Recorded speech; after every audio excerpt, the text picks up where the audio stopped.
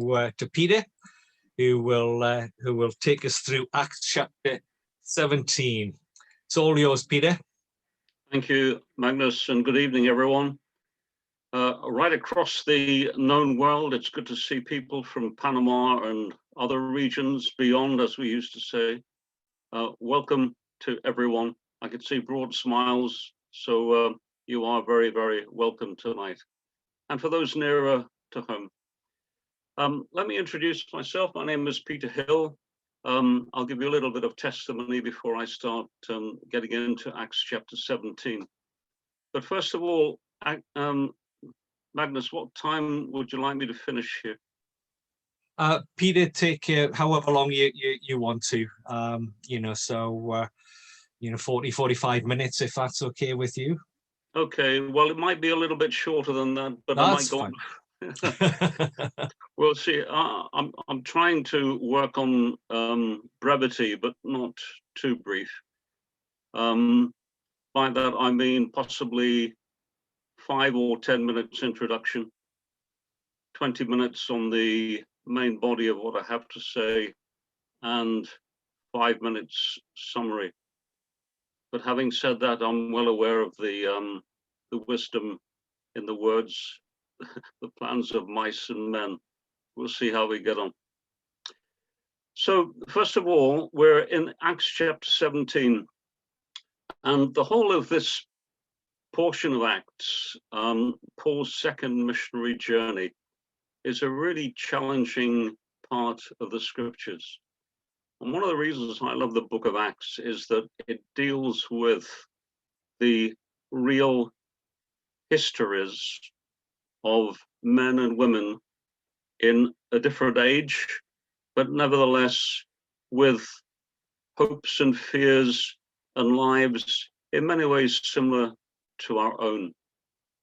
So what I'm going to do without further ado is just read, for sake of connection, from the last few verses of chapter 16, because one of the issues that we're dealing with tonight is the issue of being on a journey. I try to leave people with something to hang their hat on, something memorable. And I was working out a kind of sketch profile for what I had to say tonight. And I came up with 3 words. One was endurance. That is the endurance of Paul and his companions in particular. One was the word envy. And we're going to read about envy tonight. And always in the work of God, there is some kind of opposition. So the word envy comes on the radar tonight. And the third E in my original sketch of an outline was the word evangel, which is an archaic form of the word message. And then I got to thinking and I thought, well, that's sketch 1. Sketch 2, maybe we could simplify that. And rather than words beginning with E, I came up with words beginning with J. So instead of endurance, we've got the word journey, because that's what we're into this evening, Paul's second missionary journey. And instead of envy, we've got a J, which is jealousy, very powerful form of opposition, the jealousy of the Jews. And the third word, rather than the archaic evangel, I came up with this one, joyous proclamation. You know, we read much of Paul's addresses tonight, and we're going to look particularly at Paul's addressing the Areopagus in Athens, that wise group of philosophers who were amazed at Paul's words as he spoke of Jesus and the resurrection. And I don't like the word preach, you know. If you look back at the original Greek, it doesn't just mean preach, it means proclaim. And we should be, as believers, joyous proclaimers. The word preach to me has that feeling of talking down to, whereas with Paul, he got alongside people from different cultures. And there were many that he met on the way. The Roman culture, the Greek culture, the Jewish culture, and all the clashes of culture. And this brilliant mind of Paul could get alongside everyone. And we'll find tonight that he makes in Athens a joyous proclamation of the word of God. So let's read just a few verses from Acts chapter 16. Now I'm going to upset one or two people tonight because I'm going to start reading from the authorized version. And the authorized version in particular for the New Testament is such a noble and wondrous piece of literature in its own right. And sometimes we ignore that in this modern world in which we live. So I'm going to deliberately read from the authorized version tonight, but I shall also be going into the amplified version, and I shall also be using the version that I normally use when I'm speaking, which is the revised authorized version. So authorized version, Acts chapter 16, right at the end of last week's ministry. This is verse 35. Paul is in prison. The jailer has said, "Sirs, what must I do to be saved?" We remember this from last week. Verse 35, and when it was day, the magistrates sent the sergeant saying, "Let those men," that is Paul and Silas, "let those men go." And the keeper of the prison told this, saying to Paul, "The magistrates have sent to let you go. Now therefore depart and go in peace." But Paul said unto them, "They have beaten us openly, uncondemned, being Romans, and have cast us into prison. And now do they thrust us out privately? Nay, verily, let them come themselves and fetch us out." He lays down a challenge to them here.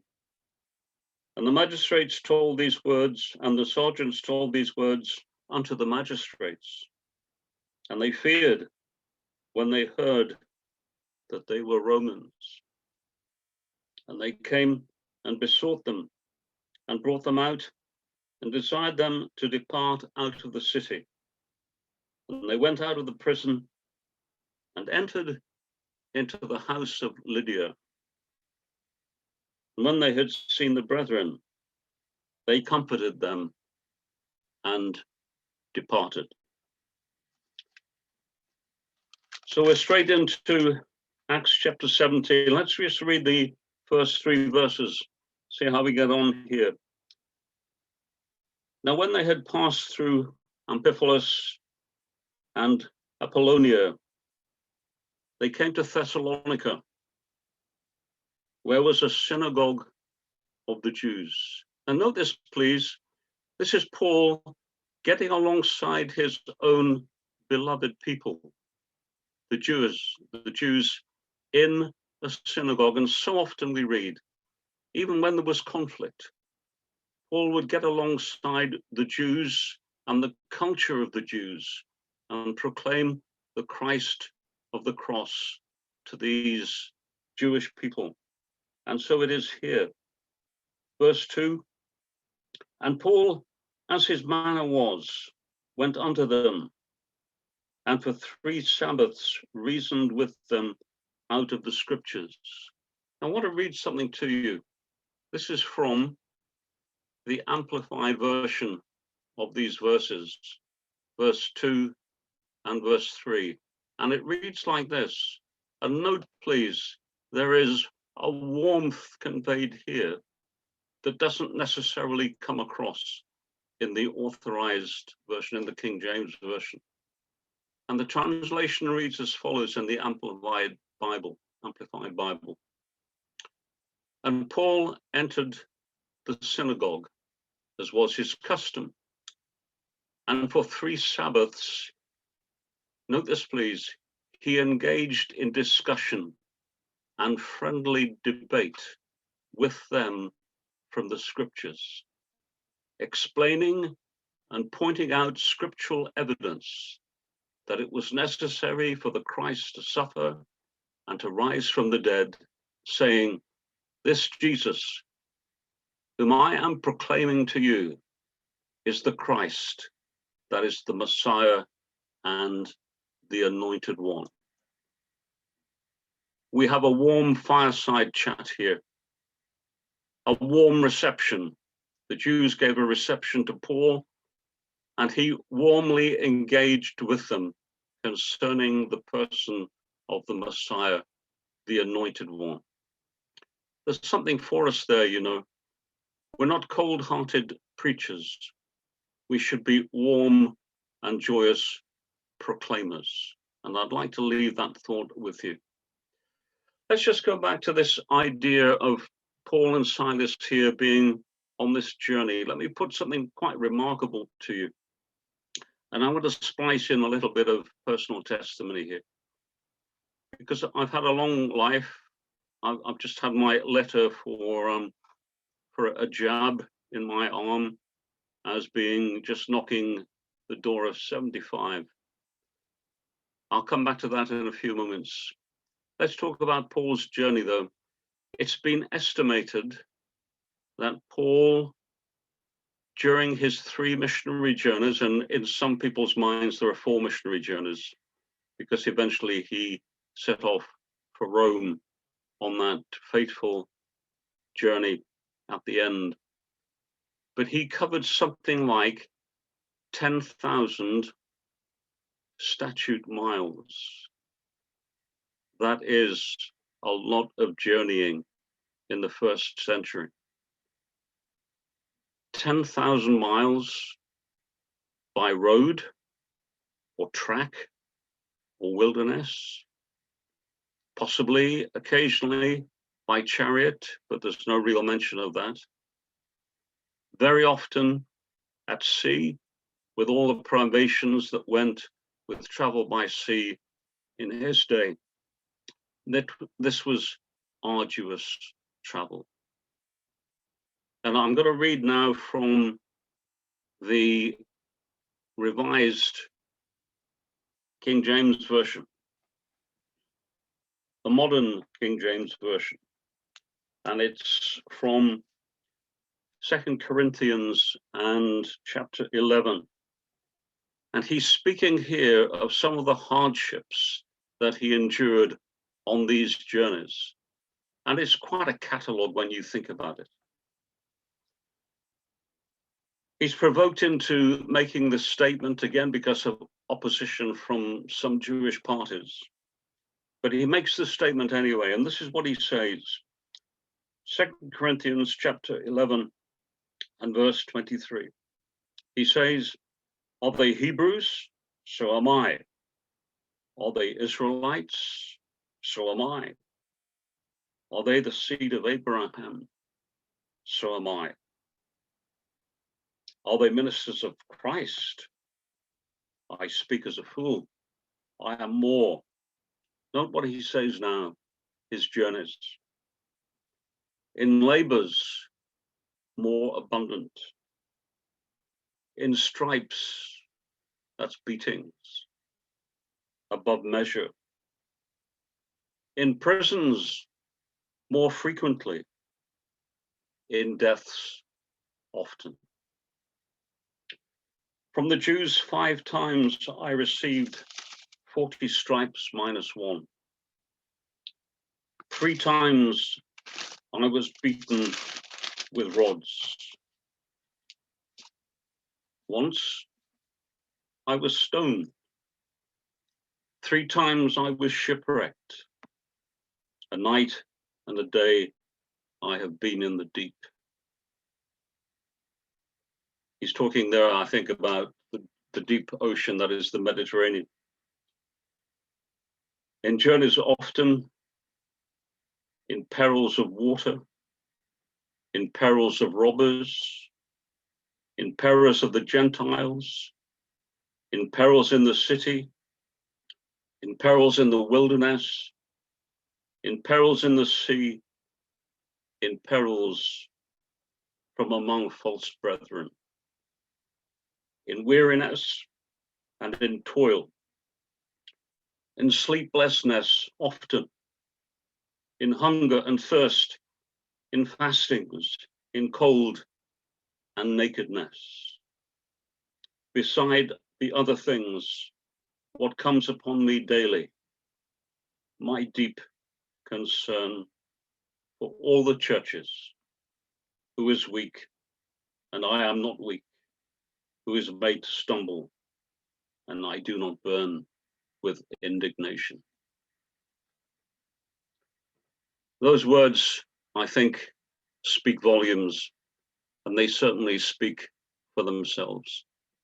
The hardship that this man endured as he was motivated to move time and time and time again, crisscrossing the Mediterranean to proclaim the unsearchable riches of Christ.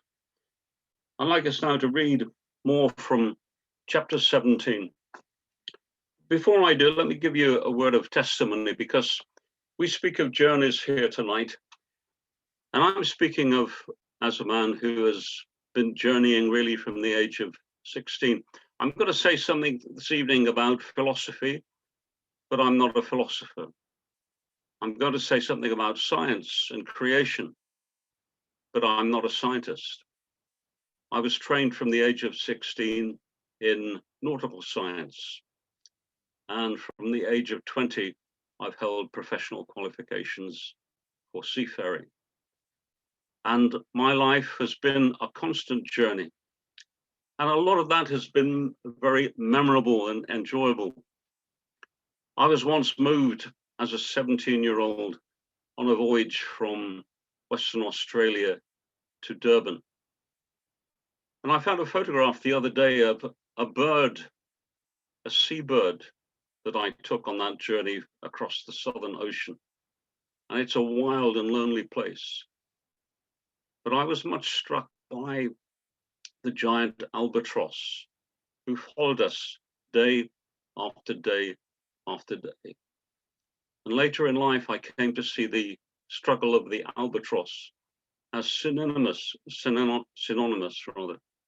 get it right, Peter, synonymous with the struggles that we have in our daily lives and in our own journey. And indeed, every one of us tonight, if we're honest about it, has been on a journey of some kind or other. And we've had highs, we've had lows. I've had highs and lows in my own life, but I've always enjoyed the journey, and I tell you why. Because in a nutshell, I have survived my journey by the grace of God and the kindness of strangers. And note, please, that when Paul and Silas left that jail in Philippi, where did they go?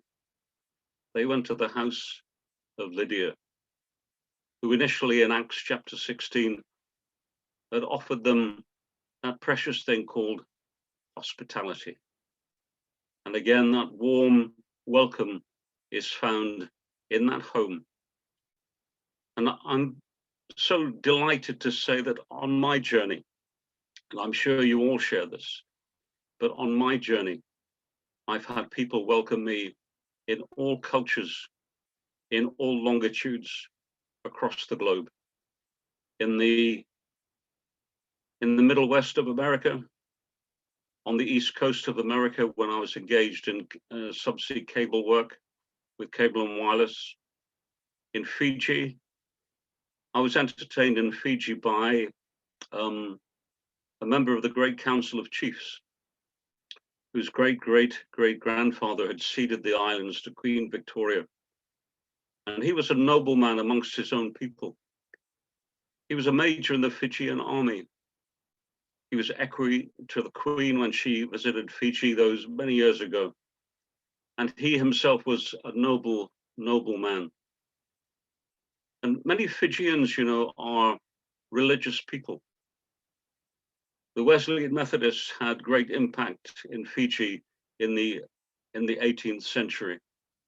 And since that time. And if you walk down Fijian Street today on a Sunday, you'd find it full of people walking to church carrying their Bibles. And Panaya, member of the Great Council of Chiefs, major in the army, he was a religious man. But he said to me, standing outside his house just before we went in for supper, he said this, Peter, he said, I had to learn that all my religion gave me no standing in the eyes of God. And then he welcomed me into his home. And that's been my journey right across the globe. Warm welcome from Christian people, young, old, in between, family men and women, ordinary men and women, sometimes natives of their own country, sometimes people who have just gone there to live. And that's where I come from. And I actually finished my work at sea at the age of 69. I'll just show you. That was one of my last ships. That is the Prince William. We had a sister ship called the Stavros Niarchos. And my biggest job on those ships was to bring it back as navigating officer from the Canaries via the Azores and into Falmouth. And altogether, I spent about 25 years taking ships like that to sea. So it's been a great life for me. It's left an indelible imprint on my whole view of life. So without further ado, we'll go on to the rest of Acts chapter 17. So let's pick it up here at verse number 4.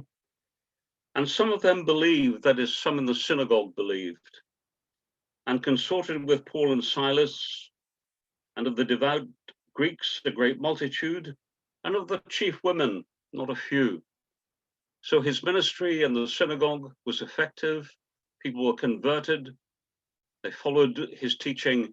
They found the Christ, the Messiah, the Anointed One. Verse 5, but the Jews which believed not, moved with envy, took unto them certain lewd fellows of the baser sort. That's a great turn of language there. And gathered a company and set all the city in an uproar, and assaulted the house of Jason and sought to bring them out to the people. They were looking for Paul and Silas in the house of Jason. They went to the market and they got a mob, and they went in mob-handed. And this was an uproar. This was a revolution as these people are stirred up in anger against our friends Paul and Silas.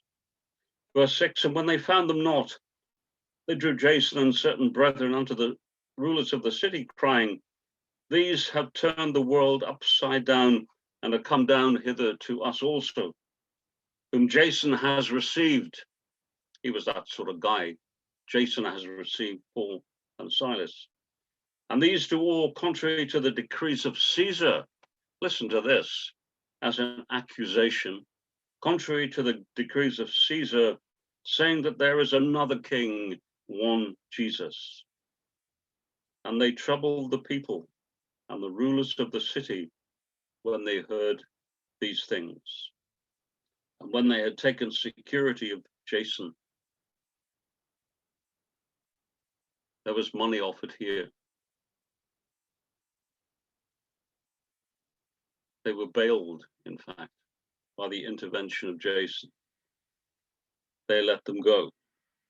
And the brethren, verse 10, immediately sent away Paul and Silas by night unto Berea, who coming thither went unto the synagogue of the Jews.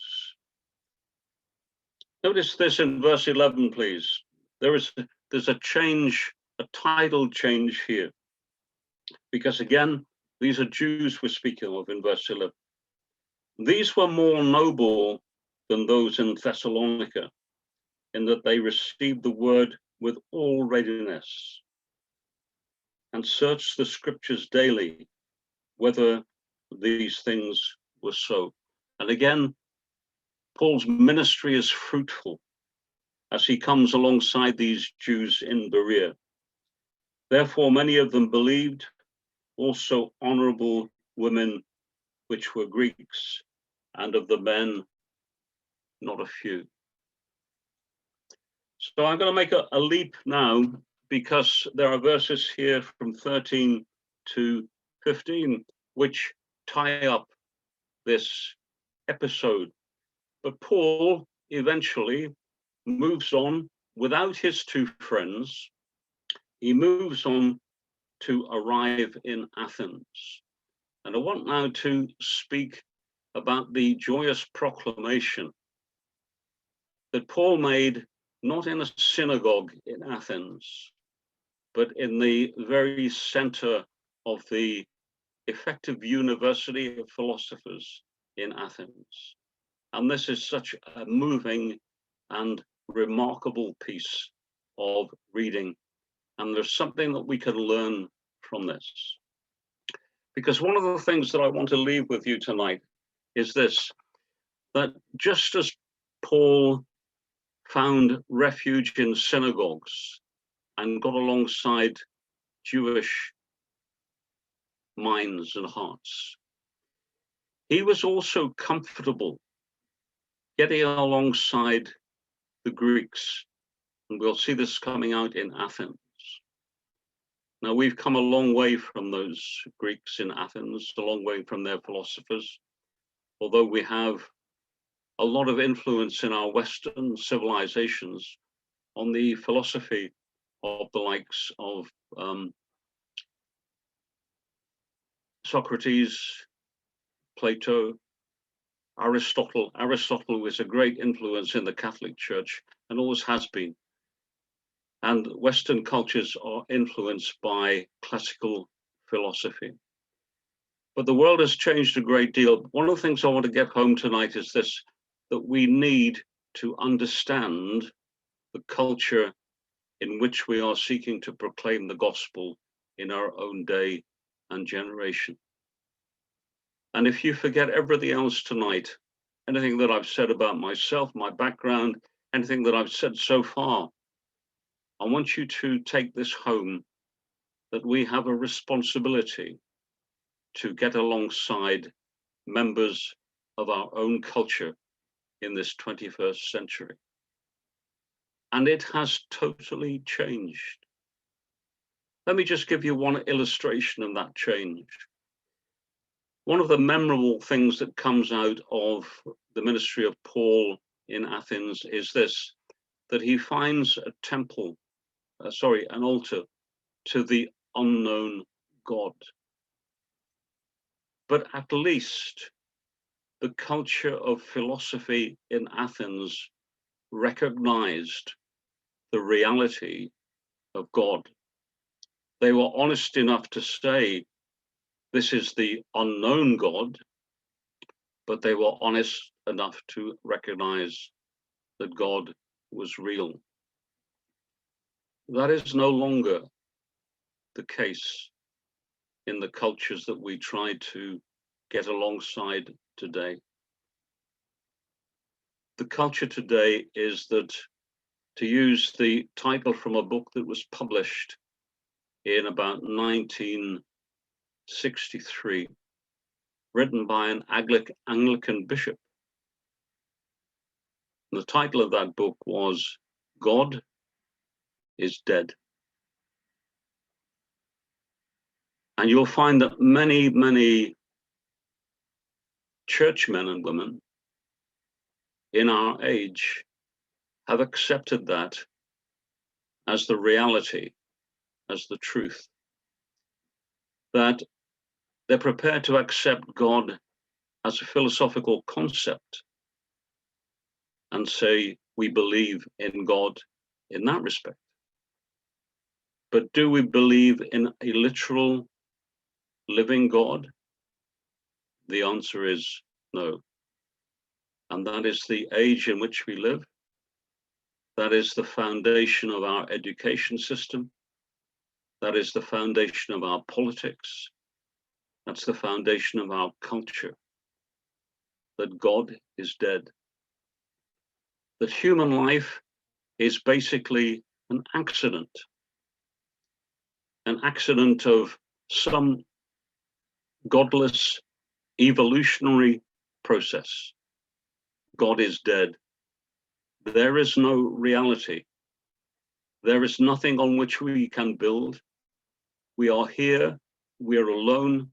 The universe is just empty and void, and that is the facts. Those are the facts of life.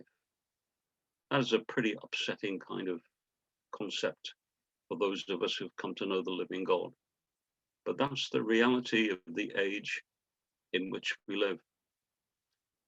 If you look at French philosophy, the name Jean-Paul Sartre is very, very prominent. And the French tend to be more philosophical than the British in many ways. And Sartre still has a great following. But all philosophy has a kind of moral or amoral impact. For example, the teaching of Sartre, modern philosopher, is that there is no God, that there is no purpose to life whatsoever. But you are required to authenticate yourself by simply taking some action. But the outlook is so bleak because under that way of thinking, the action of the criminal is as virtuous as the action of the well-meaning politician or the priest in the local Catholic Church. Each are individually just as important as the other because they have authenticated themselves by at least taking some form of action. And I think there is a good example of the emptiness of the age in which we live. Now, I'm not a philosopher by training by any means, but I can read. So what do we have? We need to know something about science, a Christian view of science and scripture. My books, Stephen Hawking, A Brief History of Time. Christian book, Francis Schaeffer, The God Who Is There. Rabbi Moshe Averick, The Confused World of Modern Atheism. We have no excuse for not understanding the age in which we live, the culture in which we live. We are surrounded by evangelists of atheism. They're on our television screens week after week. You see them presenting their programs on natural history. The godless universe has produced through evolution these wondrous things. And yet it's a very interesting debate is this, because Rabbi Moshe Averick makes this point that getting to understand the modern mind is, as for a Christian, is not the issue of understanding evolution. It's the issue of understanding that no evolutionary scientist, including those who are right up to date, and I've got one here by Richard Dawkins, no one can explain why life is life. And the central tenet of Moshe Averick is this, that only God can create life. So there you are. Start reading for yourselves, but take this on board tonight. Get alongside the culture in which you live. 50 years ago, you could stand up and speak, and you were talking to an audience of people who had been raised in Christian or semi-Christian schools. They knew their way through the Old Testament. They understood Moses. They understood Joshua. They understood the Psalms. Those days are gone. and I'm sorry, but they have gone for good. In their place, we have godless philosophy. So let us begin to understand it. So back, please, to Paul in Athens, and I'm going to close with this. Now, while Paul waited for them at Athens, his spirit was stirred in him when he saw the whole city given to idolatry. Therefore disputed he in the synagogue with the Jews and with the devout persons, and in the marketplace daily with them who met there. Then certain philosophers of the Epicureans and the Stoics encountered him, and some said, "What will this babbler say? He seemeth to be a setter forth of strange gods, because he preached unto them Jesus and the resurrection." And they took him and brought him to the Areopagus, saying, "May we know what this new doctrine is, whereof thou speakest?" For he is surrounded now by philosophers. Then Paul, verse 22, stood in the midst of Mars Hill and said, "Men of Athens, I perceive that in all things you are too superstitious. For as I passed by and beheld your devotions, I found an altar with this inscription, to the unknown God, whom therefore ye ignorantly worship. Him declare I unto you." And then he starts at a point where I suggest we need to start when we're engaging the modern mind built on the empty philosophers that I've referred to tonight. He starts with the issue of creation. Verse 24, he's launched into this, speaking about the unknown God. He says, "God that made the world and all things therein, seeing that he is Lord of heaven and earth, does not dwell in temples made with hands, neither is worshipped with men's hands, as though he needed anything, seeing he giveth to all life and breath and all things." Verse 27, he sets out then a purpose.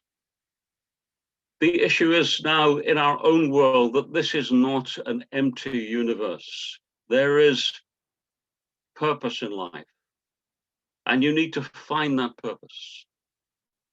And our whole argument is that that purpose is found in Jesus Christ. And that is exactly what Paul said in Athens. All right, talking to a different age and generation. We've already seen that Epicurean and Stoic philosophers were at the very center of this debate with Paul. What was their version of life? Well, you may remember, those of you who are old enough, that there used to be a product you could buy at a supermarket called, the brand was Epicure. It was pleasurable. It was delightful to eat. That was the idea. And the Epicureans were fixated on pleasure.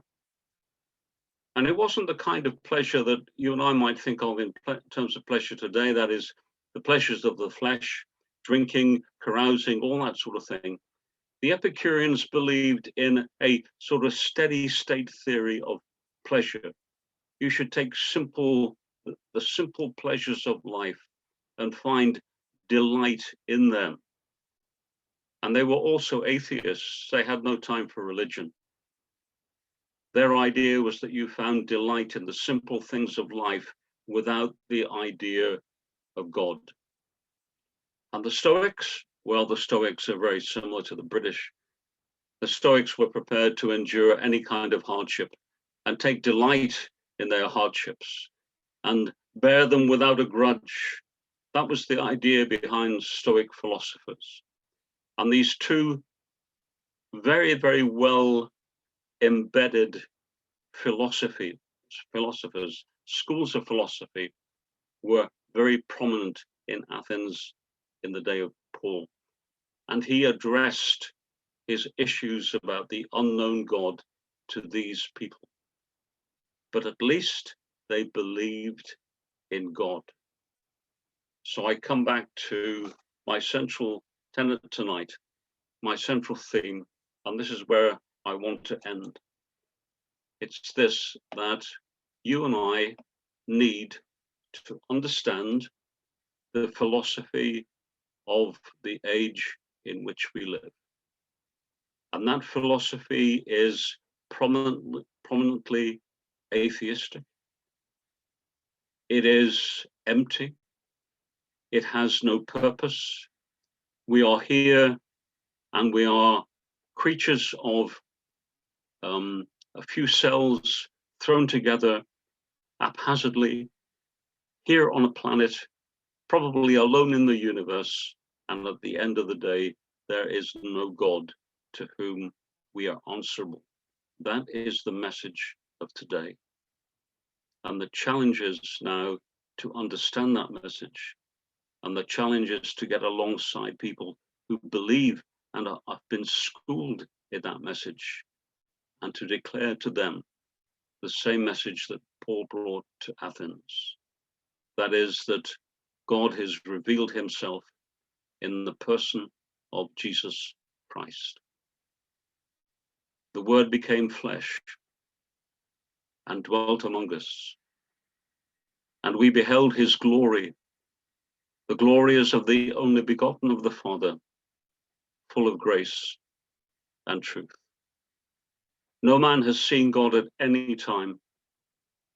The only begotten Son, which is in the bosom of the Father, he has declared him. And we read in that same chapter, John chapter 1, that looking on Jesus as he walked, John said, "Behold, the Lamb of God who bears away the sin of the world." There is hope here. There is purpose here.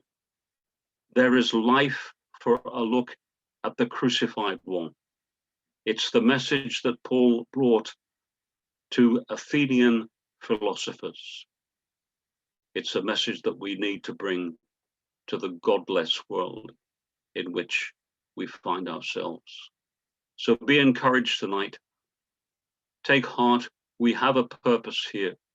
Get alongside those people in this present day and age, those people who have been schooled in the school of atheism, in the school of godless evolution. Get alongside them and declare the unsearchable riches of Christ. I rest my case. Thank you.